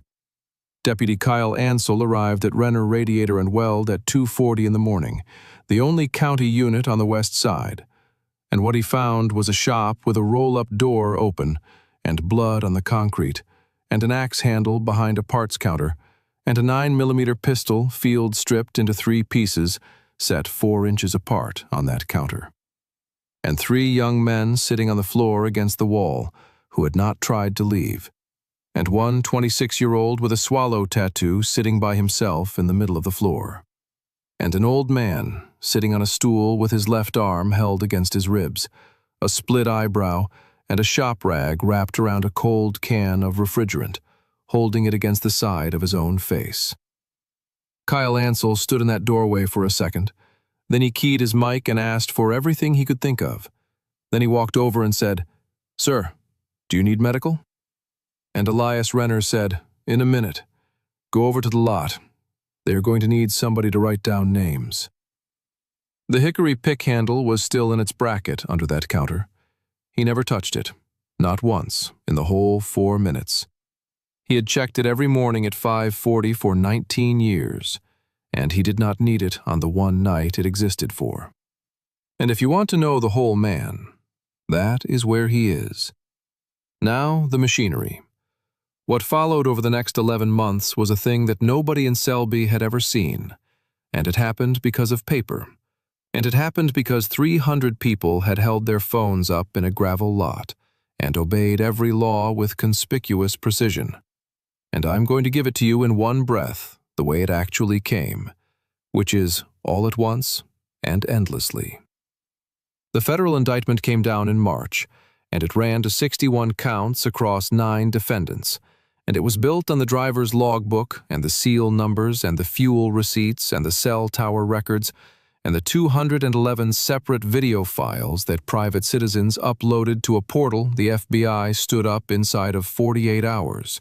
And on Denny Pike, who walked into the Ontario Resident Agency on his own 2 feet on a Thursday with a shoebox of settlement sheets and route notes going back 4 years, and a written statement he had typed himself with 2 fingers over 11 hours. And on Toby Lunt, who took a deal in 6 days, and on the 19-year-old from that trailer who sat in a room with a victim advocate and a box of tissues for 3 days, and told them the names of 2 other seams in 2 other states, and on the sworn statements of 11 people from a diner in Selby, who all suddenly remembered exactly what everybody looked like. The route through Calder County was dead inside of 31 days. Not damaged, dead. And when it went, 3 other seams went with it, 1 in Nevada and 2 in Idaho. Because a corridor is a chain, and Selby was a link. Bram Coulter got 22 years. He was 26 years old. The man on the phone who had called Elias Renner by his full name was identified in 2019 and got 35. And then the small things, which are the ones I actually care about, and which went the other direction, 1 person at a time. The night clerk at the Sagebrush, who had been taking $50 a week for 11 months to not look at a monitor, gave it all back. Not the money. He drove to the substation and gave the 11 months back, out loud, on recording, knowing exactly what it was going to cost him. And it cost him a felony and 18 months of probation, and it was the best thing he ever did. The management company in Arizona finally sent a human being who spent 4 days in Selby and went home and had cameras installed in that back lot inside of 3 weeks. The lot attendant at the fuel stop unchained the back gate and then took the chain and threw it in the dumpster himself instead of hanging it up. And a woman named Corva Ashby, who ran the laundromat next to the Sagebrush and who was 66 years old and who had been washing sheets for 11 years and had known, in some room in the back of her mind, and had not let herself go into that room, printed a phone number on a sheet of paper on her home printer and taped it inside her front window at eye level. And she has replaced that sheet of paper every time it faded for the rest of her life. That one is the smallest, and it is the one that gets me. Sheriff Curtis Yarrow spent 4 days trying to make the story be about how his office had responded. On the 5th day, the recording of Della's non-emergency call was released. You can find it. A 20-year-old girl describing an unmarked trailer with a running reefer unit and a dispatcher asking her whether a cooling unit is against the law. 3 weeks later, on the courthouse steps in Ledger, in front of the same cameras and a great many of the same people, Sheriff Curtis Yarrow stood at a microphone and read aloud, in full, the citation his deputy had written. Number, statute, and fine amount. $187.50. Then he read Della June Cass's original statement, all of it, including the part about the reefer unit that 4 people had ignored. And then he counted $187.50 out of his own wallet into her hand while everybody watched, because the county had already refunded it by check, and he insisted on doing it again with his own hands in front of the same audience that had watched her be made into a joke. He did not run for re-election. In his last statement to the county, he said one sentence that I think about a lot. He said, "I spent 12 years learning the difference between what makes people feel safe and what makes people safe, and I learned it in the wrong order." And Deputy Kyle Ansel, 26 years old, 2 years and 4 months on the job, did the thing nobody expected. He was not subpoenaed. He was not offered anything. He walked into the district attorney's office in Ledger and gave a voluntary statement describing exactly how that photograph got taken, and exactly who told him to take it, and exactly what he was told when he asked whether it should be posted. It ended his career in that county. When somebody asked him why, he said, "Because I was going to be somewhere in this thing for the rest of my life, and I wanted to pick which side of it I was on while I still had the choice." He is a paramedic in Bend now. He is very good at it. 4 years later, an envelope arrived at Renner Radiator and Weld with a federal facility's return address on it. It was 2 pages, handwritten. It did not ask for anything. It did not ask for forgiveness. It did not ask for a visit. It did not ask him to write back. It did not explain, and it did not try to make itself smaller than it was. It said, in the middle of the 2nd page, "I have had a long time to think about which one of us was actually my father in that shop, and it was not me." It said, "I know you will not answer this, and I am not writing it to be answered." And it was signed with a full name. Elias Renner read it twice. He did not write back. He put it in the ammunition can on top of the folded vest and closed the lid, and that is where his daughter found it in 2023. The town mostly let it lie. That is the other thing that happened, and it took about a year, and it was never discussed by anybody. Reporters came for a while. A man from a magazine spent 9 days in Selby in the fall trying to get somebody to tell him what Elias Renner had been before 1984, and he talked to about 40 people, and 40 people told him that Elias fixed radiators. Bishop Dunphy told him Elias fixed radiators. Bernice Otto told him Elias fixed radiators, and would he like more coffee? He went home with nothing. Some towns will sell you anything, and some towns will not sell you a thing. And Selby, Oregon, which had been sold out by a management company in Arizona and a sheriff with a polling number, would not sell him one word. The stories got bigger anyway, the way they do. By 2019, the version in Ledger had 12 men in that shop, and the old man breaking 3 of their arms. By 2021, somebody in Vail would tell you there had been 1,000 bikes. Elias never corrected any of it. Somebody asked him once at the counter whether it was true he had taken a gun off a man, and he said, "He handed it to me," and went back to his pie he did not eat. He was not right after that night, physically. 2 ribs, a shoulder that needed work he never had done, and a thing in his knee that put a cane in his left hand by 2019, which he hated and used anyway. He kept opening at 5:40 in the morning. He cut back to 4 days a week in 2020 and 3 in 2022. Nell came from Boise every 5th weekend and brought his grandchildren, and the older one, a boy, spent 2 summers in that shop learning to braise, and never once heard one word about any of it. He died on a Tuesday in October of 2023, at home, in a chair, 74 years old, with the television off and the window open. Nell found him the next morning. There was a cup on the table beside him, rinsed and set upside down on a folded towel. About half the town came. There were also 400 and some motorcycles, which shut down Main Street and Ledger for 2 hours, and the new sheriff, who had been elected on the promise that Calder County would never again be a place where somebody could be told a cooling unit was not against the law, personally directed traffic in his own dress uniform for the entire 2 hours and would not let anybody else do it. And the vest went back in the can. Nell offered it to the club. Gil Prasser, 60 years old by then, held it in both hands for a second and folded it in thirds and then over, the way you fold a flag, and put it back in the olive drab ammunition can and closed the lid and handed it back to her and said, "No, ma'am." He gave that back in 1984, and he meant it. This goes with him. It is in a closet in a house in Boise. It has not been out of that can since the morning of August 10th, 2016. It sits there, year after year, untouched, the way a fire extinguisher sits behind glass. Not forgotten, just no longer needed. Della June Cass never left.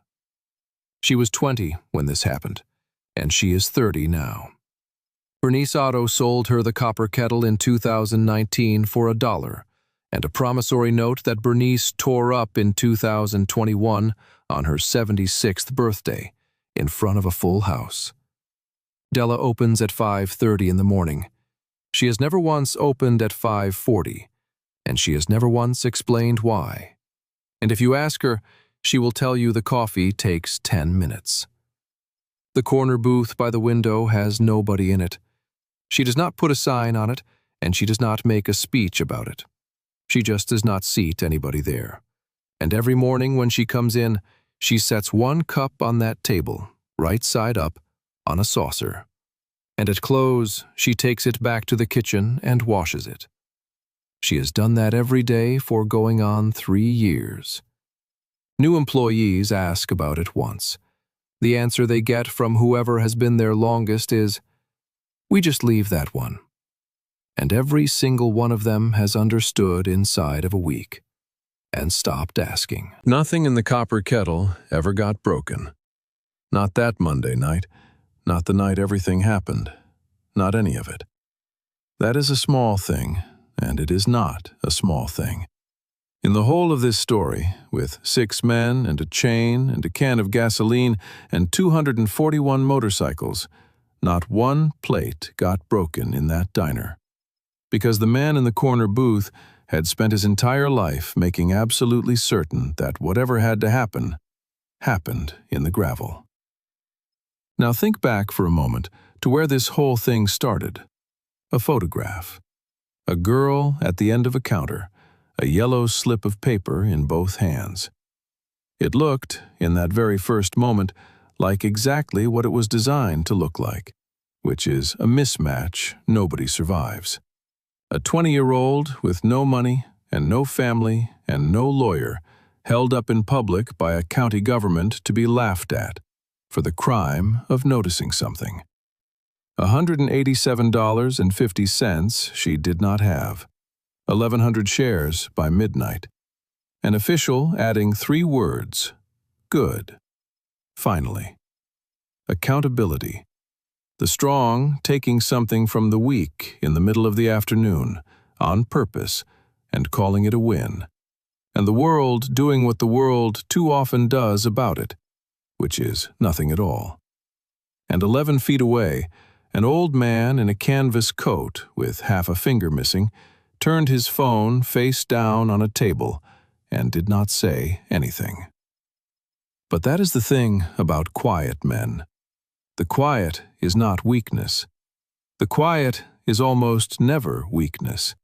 Sometimes the quiet is a decision made on purpose by somebody who has already been every single place that violence can take a person, and who came back from it, and who understood better than anybody alive that it does not lead anywhere good, and who then spent 19 years opening a radiator shop at 5:40 in the morning, because that was the only apology the world would let him make. Bram Coulter looked into that shop and saw an old man with a bad knee and a heater core in front of him, and $400 a month worth of gravel. What he should have seen was a man who had set down something extremely heavy a long time ago, on purpose, in the wind, at a graveside in Nevada, one word at a time so it would hold. A man who would pick it back up exactly once, for exactly the right reason, for about 4 minutes, and then set it down again for good. And that is the whole thing, not the fight. The fight was 4 minutes out of 74 years. It is the 19 years on either side of it that make a man. And the 19 years is what nobody ever puts in the story.